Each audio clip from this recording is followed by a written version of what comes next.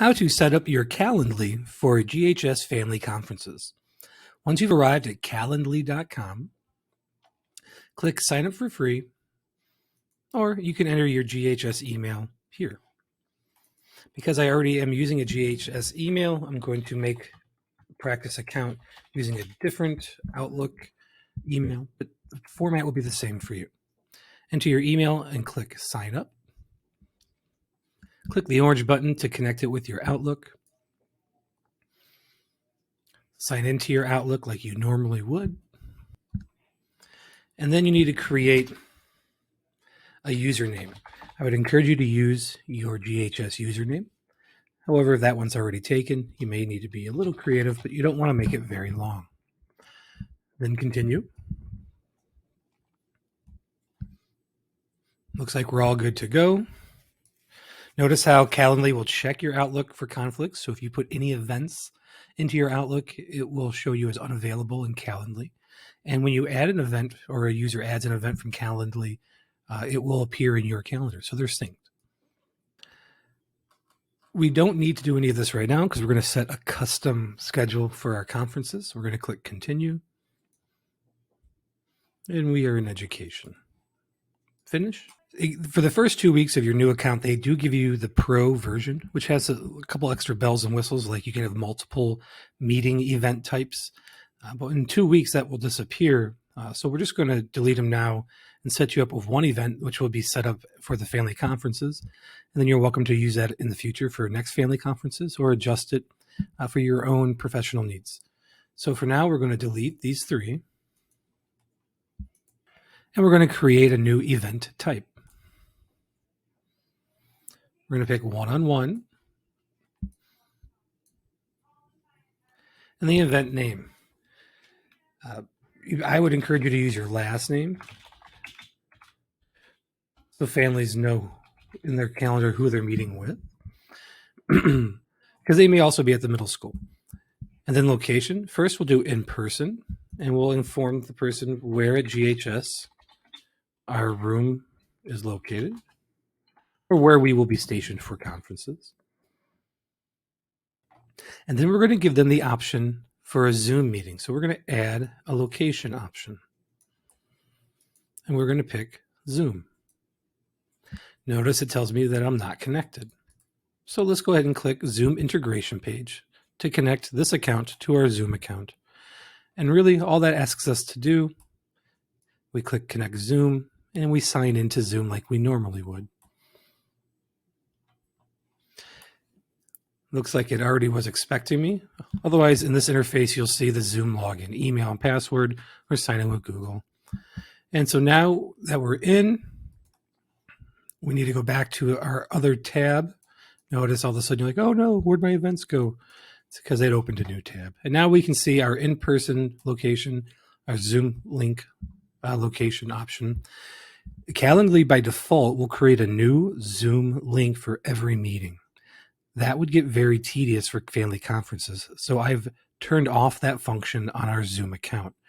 Instead, any scheduled event that you create through Zoom or Calendly will automatically use your personal meeting room, and it still will be password protected. But what that will do is keep all of your Zoom meetings during family conferences in the same meeting. Parents will simply enter into the waiting room and you'll allow them in when you're ready.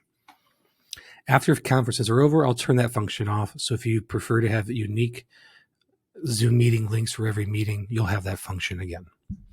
Feel free to describe your conference.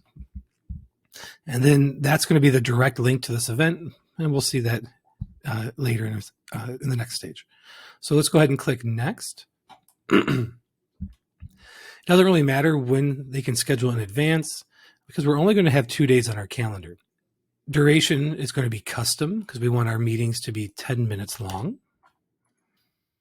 And instead of using the existing calendar that they had in the workup and the setup, working hours is what they call it, you can make several calendars. That's neat.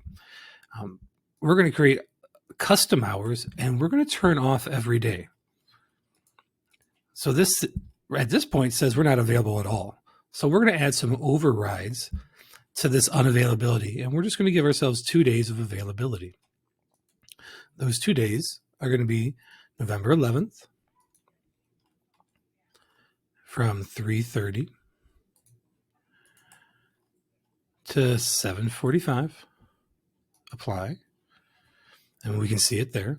And then November 12th from 7:30 a.m.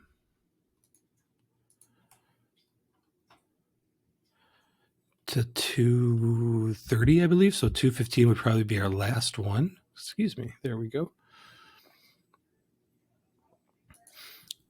And click apply. If you'd like to have a little bit of cushion between each meeting, you can ask for 5 minutes before or 5 minutes after, but please don't do both. Additional rules for your availability. Show time increments in 10 minutes so people can pick those 10-minute meetings. And then we're going to click next. So we have what the event is in the 2 locations. We've blocked out our entire calendar except for 2 days in 10-minute increments with a 5-minute break before or after each of those Zoom conferences. And now we're going to work on invitee questions. We need to know their name. We need to know their email. They will get sent a copy of the calendar invite as well as you will see it on your Outlook. They will have to pick what location they're going to use. And if they pick Zoom, in the invite, it will send the link. This tends to be an optional question, any information they might want to tell you in advance for you to prepare. But it would be very useful to add a new message and ask, what is the name of the students conference? Because you have the parent's name or email does not mean that you'll be able to easily find out who you're conferencing over. So you might want to ask, oh, and we probably want to make that required.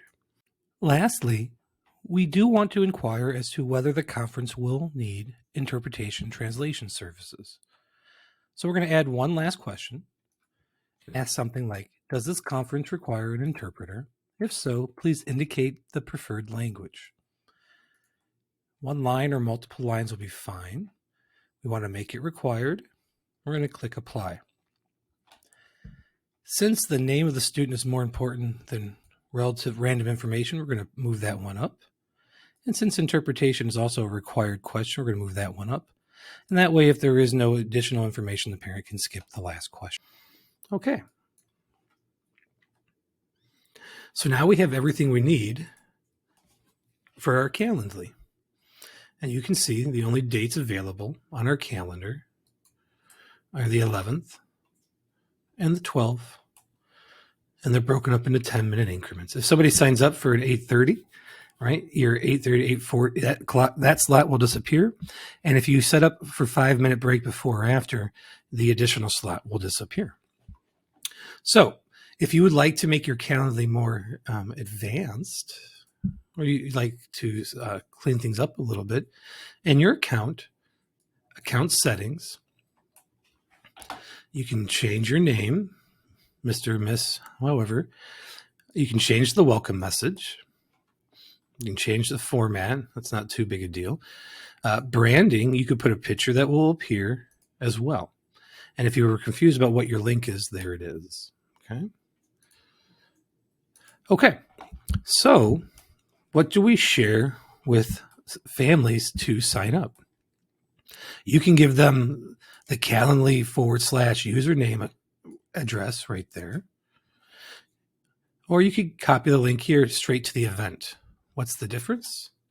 Well, the event takes you to the page with a calendar, whereas the link will take you to your dashboard. Now, if you had more than one conference or more than one meeting event, you'd have selections here.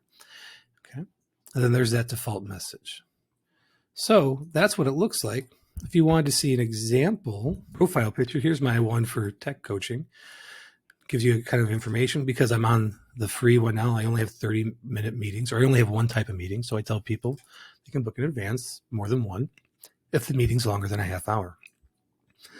And then in the branding, you see I have Greenfield School District. So that's what the branding does. It puts a picture right there. And you'll notice that some of my days are blocked out because in my Outlook, I have events during those days. And that is how you're going to be able to branch out your break or your lunch. You can either A, sign up for your own meeting time to make it free, or you can B, set up an event in your calendar. So on the 11th and 12th, simply add events to block out your time of availability. If you plan on taking a lunch on the 12th, 11/12 at 11:30 to 12, there you go. Click save. You'll see lunch. That blue bar usually means busy, right? So show as busy. As long as you're busy, that means that Calendly cannot offer that time. It automatically syncs. And so your 11:30 to 12 o'clock time you will be unavailable for conferences. So that's how you create your breaks, by adding events in in Outlook. After someone signs up for your Calendly, they will get this page asking them to add to their Google Outlook or other calendar, or to schedule another event. You receive an email with their information, their answers to the question, and a copy of the Zoom link. And then the user also receives an email letting them know they signed up for a meeting, the time, the place, the link for the Zoom, and another opportunity for them to add to their Google Calendar or other calendars.